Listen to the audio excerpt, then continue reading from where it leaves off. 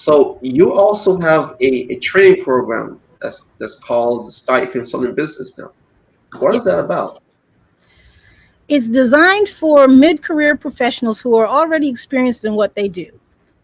It can also be for your passion of, if you love to garden, you love to cook, you love to bake, whatever it is that you are passionate about, utilizing that skill, that talent, that ability to start your own consulting business.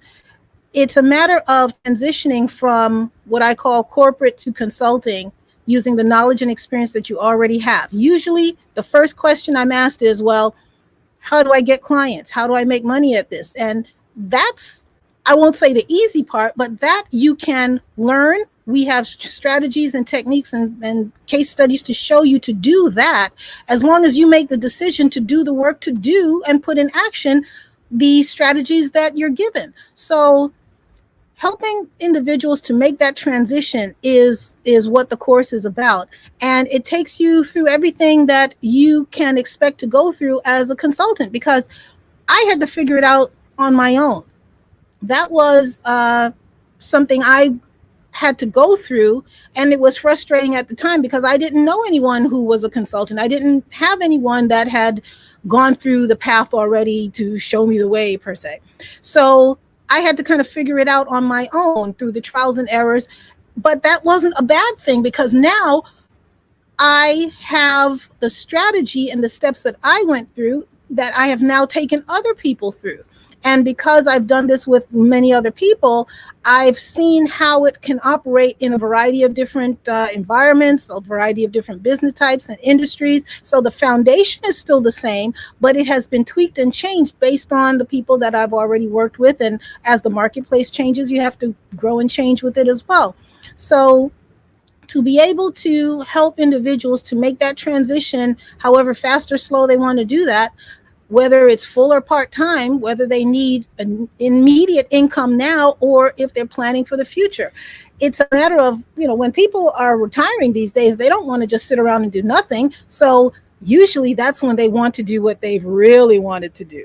That's when they decide to go into whatever it is that they have been holding on to their life. So when they are able to take this course, we take them step by step, hand holding them through all the strategies and processes and so forth. So they're not doing it alone. But what happens is when they see that they have a way, a path, a blueprint, a strategy to follow, and they're not having to figure it out on their own, a lot of the fear that we mentioned before goes away, because now they have a process to follow. It's like baking a cake and you have a recipe. And it's again designed for that mid-career professional who also may be in what I call the sandwich generation, where they may be taking care of senior parents like how I was, or they have high school or college age children, or both. And they may have a good income, but now that income is being diverted in two additional directions, and they're wondering, well, what's left for me?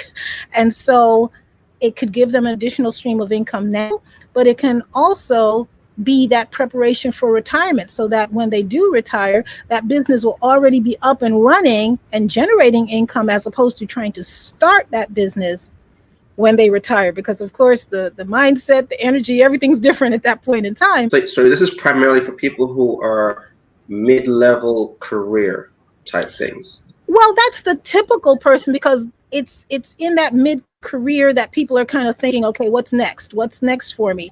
Either I am at a point in my career where I can't leave this job because I've been here so long, or I've lost the job and I need to do something different. And typically what happens is, the higher up you are in the ranks of corporate, when you lose a position, the longer it takes to find a similar position. I worked Why with is that?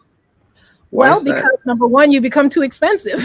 And many people also face ageism. It's that silent little thing that makes people not get jobs, no matter how qualified they are. And we know it's not legal, we know it's not right, but it does happen.